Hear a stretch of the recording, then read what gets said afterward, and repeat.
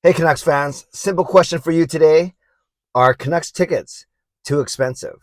And I want to get into some of the reasoning, some of their game tiers, as I like to call them. But before I do that, a special happy birthday shout out to C Edits, longtime supporter of this channel, was a Hall of Fame member for the longest time, franchise member right now, regardless of membership level. C Edits, happy birthday to you. Appreciate all of your loyalty and your friendship, more importantly, over the past couple of years. So once again, happy birthday. I hope you have a really, really great day. Don't forget, everyone, I am streaming tonight at 10 p.m. So I hope that you'll join me, my first stream since Sunday, so a midweek stream. And I'll be talking a little bit about this. And then, of course, we'll get into some of your questions, which I promised that we would do. I promised that on my Sunday stream because we didn't get into it. So yeah, join me tonight at 10 p.m. right here on this YouTube channel for my live stream. I want to talk about these ticket prices. And right away in the comments, I want you to tell me, do you think Canucks tickets are too expensive? And before you rush off to the comment, well, you do whatever you want. But I want you to give me some background though. Tell me why you're giving me the answer that you are. Now, a few things. I get that everyone's in a different situation. Some people have some disposable income, some people don't. Some people have big families, makes it hard to get to games. Some people don't have families yet, or makes it easier. Some people live close to the arena or in the Lower Mainland. Many of you watching don't even live in the city. And I'm thinking of someone like HSM Fangirl Gaming, who I know is going to say that it's tough to get to a game because she's in northern BC, and that's totally fair too. So I get that everyone is in a different situation. I've been blessed to be a season ticket member since 2010, 2011. Obviously, a great year to come into the season tickets, and now I'm blessed with a couple sets that we can use, give away, sell, whatever it may be.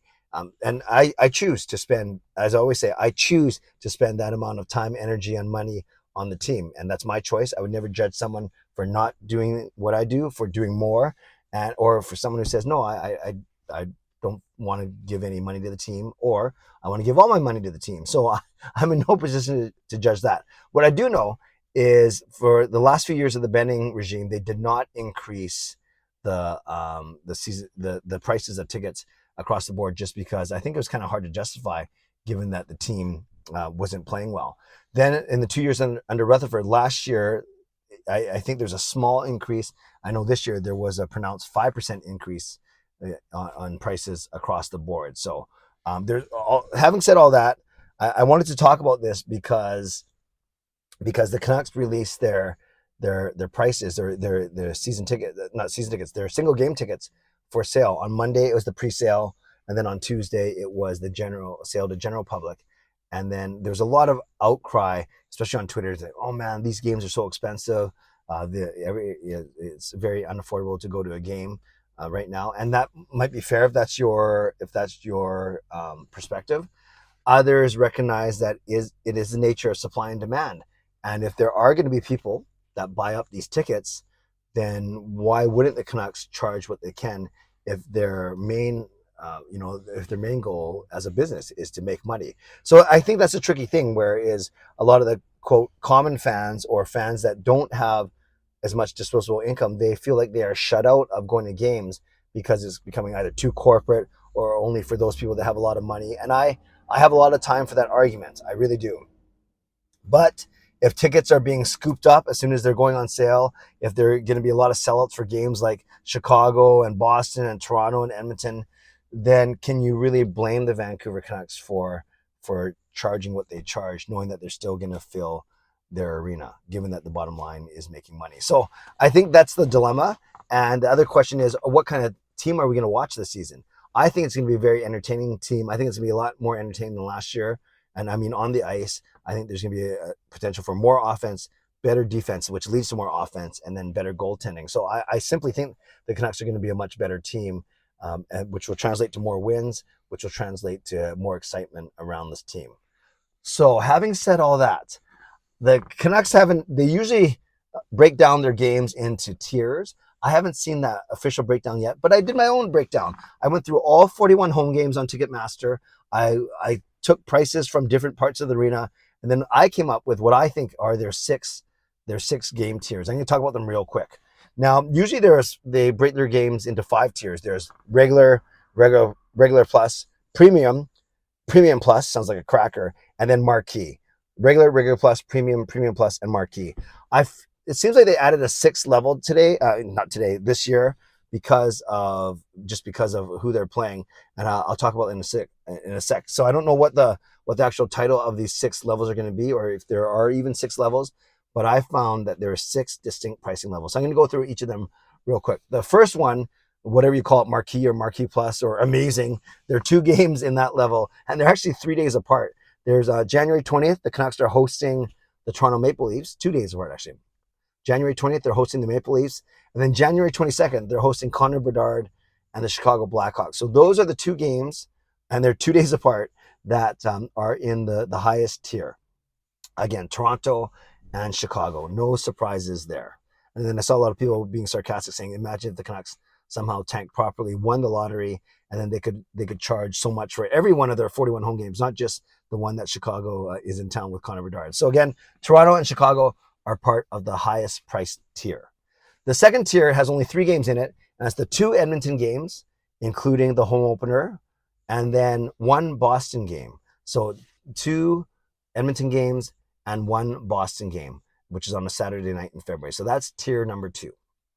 Tier number 3, there's 8 games. So as we go through the tiers more and more. So only 2 games in the top tier, 3 games in the second tier. Tier number 3 has 8 games, and it includes the Rangers, the Kraken, the Panthers, which is Roberto Luongo, Ring of Honor night, San Jose, Philly, and Pittsburgh. When I say why San Jose and Philly, well, because those are between Christmas and New Year's. So those games are always around that time, Christmas and New Year's. Those holiday games are always a bit more expensive. Then Pittsburgh, like I said, Washington and Montreal, which makes sense. Montreal's falling a little bit. They used to be up there with Toronto, but they're now at least 1 or 2 tiers below them. So again, New York Rangers, Seattle, Florida, San Jose, Philly, Pittsburgh, Washington, and Montreal. That is tier number 3. Tier number 4 also has 8 games, and I won't list all the teams, but noticeable in this tier, and remember, now we're talking the cheaper tickets, so to speak, it has both Calgary games, Dallas, and Colorado. So you could argue there's some decent value there.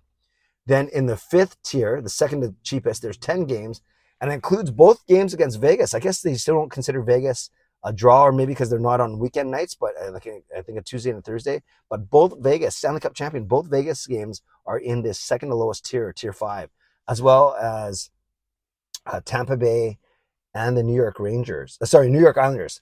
So again, it's Vegas, it's Tampa Bay, and it's the New York Islanders are in this tier.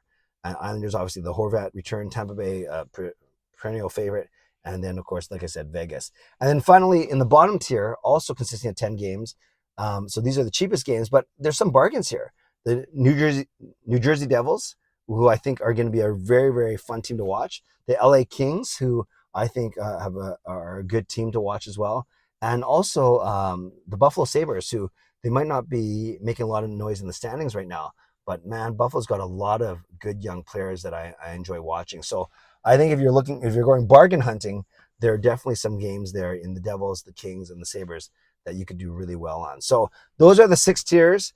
I would love your reaction on any of them, or in a bigger picture. It just, do you find it too expensive to attend Canucks games, or are you one that will attend games and you're happy to spend on them? And then maybe you can tell me if you're a season ticket member, if you buy an ice pack, which is a quarter season, or whatever, or if you just pick up games here and there. And finally, as I mentioned in my other vlogs, if you are interested in seeing our ticket prices, just shoot me an email, canuckclay@gmail.com. That's canuckclay@gmail.com. And I'll send you the list once it's finalized in the next couple of weeks. So there we go, Canucks fans. Would love your opinion on just your thoughts about value, and if it's worth it or becoming too expensive to attend Canucks games live at Rogers Arena. Shout out to my sponsors, Van City Experts Real Estate, Perform and Transform, Personal Training, Weight Loss.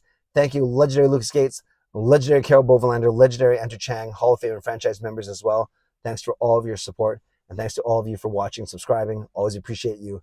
Never take you for granted. So on your way out, subscribe, like the video, leave a tip, become a member, upgrade your membership, leave a comment about your thoughts, value for Vancouver Canucks home games, and then for the price you pay. And then happy birthday, C Edits, and everyone else, including C Edits. Join me tonight at 10 p.m. for my live stream right here on YouTube. Have a great day, everyone. Stay safe, stay healthy, Take care of yourselves and take care of each other. God bless, and go Canucks go.